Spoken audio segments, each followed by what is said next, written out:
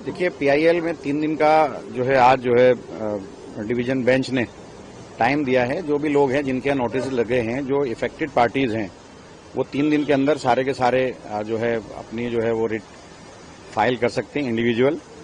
और हमने जो अपनी पीआईएल है वो विड्रॉ की है इसी कंडीशन पे कि वो सब उसमें जो है अब जाएंगे। लेकिन मेरा कहना ये है कि भाई जिस तरह से डीडीए का रवैया रहा है, ये पूरे पार्ट को लेकर के जिसने कंटेम्प्ट लगाया था वो भी 279 में आता है।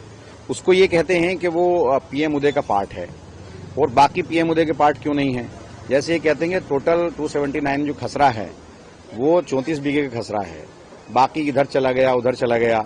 9 बीघे ऐसा है जो हैवी बिल्डअप एरिया है या उसके ऊपर ये इंक्रोचमेंट दिखाते हैं। अब उसमें से 5 बीघा कह रहे हैं कि ये पीएम उदय का पार्ट है, यानी कि अनऑथराइज का पार्ट है, और 4 बीघे अनऑथराइज का पार्ट नहीं है। वो क्यों नहीं है भाई? आपने उसको पीएम उदय से बाहर कैसे निकाल दिया, जबकि सबसे जहां से अनऑथराइज इलाका शुरू होता है ये इलाका वो है मुरादी रोड।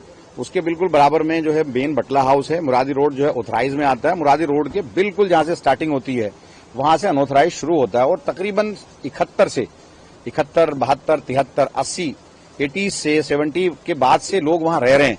50 साल 54 साल वहां लोगों को हो गए। आपने अचानक उसको अनऑथराइज से अलग कर दिया, अचानक जो है आपने पीएम उदय से अलग कर दिया। मेरी ये समझ में आता है जो जीएनसीटी एक्ट है, जीएनसीटी एक्ट में 2014 से लेकर 2026 तक वो एरिया तो वहीं था, वो उसमें कवर्ड क्यों नहीं होता? तो ये जिस तरह से डीडीए इस पूरे इलाके को डेमोलिशन करना चाहती है वो मेरी समझ से बाहर है। रेखा गुप्ता जी कह रही है कोर्ट का ऑर्डर है, लेकिन उनके वकील आकर के यहां तोड़ने की बातें करते हैं, यहां मुखालफत करते हैं। भाई अगर आप इनको नहीं उजाड़ना चाहते तो मेरी समझ में नहीं आता। भाई अगर जो पीएम उदय में, अब ये खुद बताएं डीडीए वाले कि 5 बीघा इसी खसरा में से पीएम उदय में कैसे आ गया, 4 बीघी बाहर कैसे हो गया, 5 बीघा जो है अनऑथराइज रेगुलाइज में कैसे आ गया, 4 बीघा बाहर कैसे हो गया। तो ऐसे थोड़ी है कि एक घर आ गया एक घर नहीं आया, एक घर आ गया एक घर नहीं आया। तो ये जिस तरह से इन लोगों ने डिमार्केशन की है वो बिल्कुल ठीक नहीं है। और हम लोग इसीलिए मैंने विड्रॉ किया है कि मैं सुप्रीम कोर्ट के अंदर इसके डिमार्केशन को चैलेंज करूंगा और किस तरह से इन लोगों ने पीएम उदय में कुछ एरिया को रखा है 279 के, कुछ एरिया को नहीं रखा, ये मैं चैलेंज करूंगा। 27 जो जीएनसीटी एक्ट है 2014 से 2026 तक पार्लियामेंट का एक्ट है, उससे इसको बाहर कैसे किया, अनऑथराइज का वो पार्ट है उससे कैसे बाहर किया। क्योंकि मैं वहां एमएलए हूं और हमेशा से मैं उस इलाके को डेवलप करता रहा हूं, एमएलए लेड फंड से भी, अनऑथराइज कॉलोनी के पार्ट पैसे से भी, और मैं उसको हमेशा करता रहा हूं। तो ये गलत है और ये बिल्कुल पूरी तरह से बटला हाउस को तोड़ना चाहते हैं और इसके पीछे डीडीए और बीजेपी की हुकूमत पूरी तरह से लगी हुई है। डीडीए की तरफ से कहा गया कि सुप्रीम कोर्ट का जो आदेश है उसको कंप्लाई कर रहे हैं और इसीलिए नोटिस जो है वो लगाया गया है। सुप्रीम कोर्ट और 15 दिन का समय भी जो मौके। भाई आप ये बताइए, हम लोग सुप्रीम कोर्ट गए इस नोटिस को लेकर के, जो लोग हैं वो सुप्रीम कोर्ट गए। सुप्रीम कोर्ट ने वैकेशन बेंच ने इसको जो है खुद जो है लगाया है। उसके अंदर जो इसके अंदर बेंच सुन रही है, रेगुलर बेंच के अंदर लगाया जो 15 जुलाई तक है। तो उसको ये सब्र नहीं हो रहा इन लोगों से, तोड़ने पे लगे हुए हैं। भाई ये लोग एक आशियाना बनाने में जमाना लगता है। जिन लोगों के घर वो टूटने वाले हैं, जो बर्बाद हो रहे हैं, उनसे पूछिए ना, उनकी तकलीफ को जानिए। और जो लोग 70 से रह रहा है, अचानक आप उसको कहते हो कि आप अनऑथराइज का पार्ट नहीं हो, अचानक आप उसको कहते हो कि आप पीएम उदय का पार्ट नहीं हो।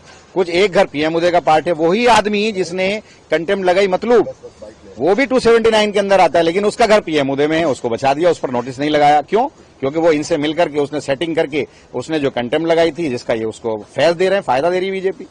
सर क्या स्टे है या ठीक है, 3 दिन का टाइम दिया है कि 3 दिन तक वो पूछ रहे थे उससे कि भाई आप ये इंश्योरेंस तो दे के जाओ कि 3 दिन तक आप डेमोलिशन नहीं करोगे। तो डीडीए की जो वकील है वो 3 दिन भी नहीं दे रही थी वहां।